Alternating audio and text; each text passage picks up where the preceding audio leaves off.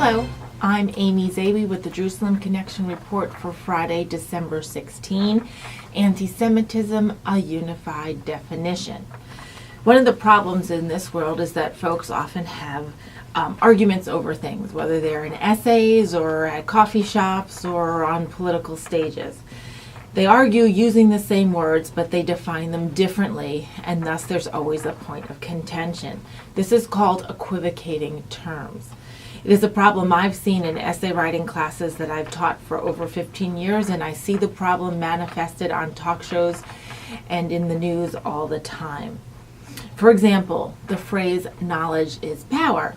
That is usually a good thing. However, the phrase power corrupts absolutely. In these two phrases, power is being used differently. In the first one, it's a positive thing. It's an affirmation of one's own inner strength and ability to direct their own will and live their life as they see fit. In the second phrase, power is used to illustrate somebody exerting a will over somebody else or a strength over somebody else. So it is a negative thing in the second phrase. So if we are thinking of the phrase power corrupts, absolute power corrupts absolutely, and then we think of the phrase knowledge is power, if we were to define them the same in the negative sense, then knowledge of power is a negative phrase.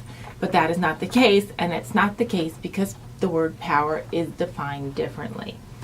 So with that as an example, there's other terms that are bantered about and argued in today's society, and one of those phrases is anti-Semitism. People say anti-Israel, people say anti-Jew, people say it's just criticism, people say they're simply anti-Zion.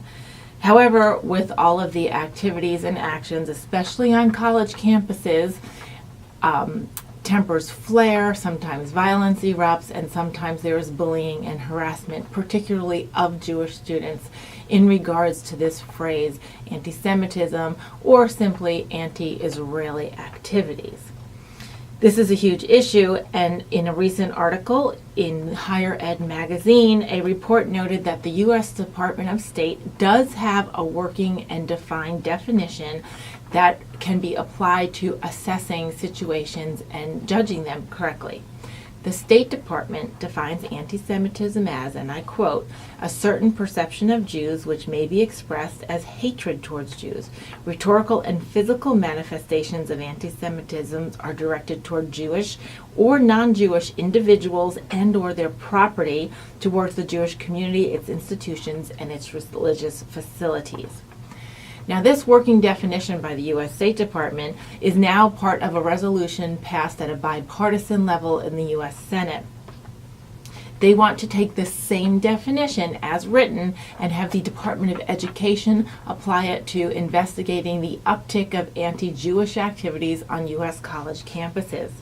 The goal is to have this tool as an assessment measure and, in effect, preserve what is in reality free speech among other debated activities on campuses. The bill, like I said, was proposed on a bipartisan level. Senator Casey of Pennsylvania, a Democrat, and Senator Scott of South Carolina, a Republican, have proposed, and the bill did pass at the Senate level. Senator Casey went on to further explain the nuances of the bill that would give the U.S. Department of Education a distinct measure upon which to investigate reports of anti-Jewish activities on college campuses. This includes, and I quote, calling for, aiding, or justifying the killing or harming of Jews, accusing the Jews as a people or Israel as a state of inventing or exaggerating the Holocaust, demonizing Israel by blaming it for all interreligious or political tensions in the Middle East, judging Israel by a double standard that one did not or has not applied to another. These are all important bullets because when examined against many of the activities on college campuses propelled by a group called BDS, Boycott, Divest, and Sanction, it falls oftentimes under these bullet points and therefore can justifiably be disciplined. Predictably, there are many people fighting this resolution saying it somehow impedes free speech. However, I would argue that this is not the case. Certainly, educated people can have a discourse and criticize the policies and actions of any government, especially a freedom-loving democracy in the Middle East or other places. And certainly one can criticize both the governments in a democracy and even the governments of a tyranny without impugning and demonizing all the people within that nationality or ethnic group.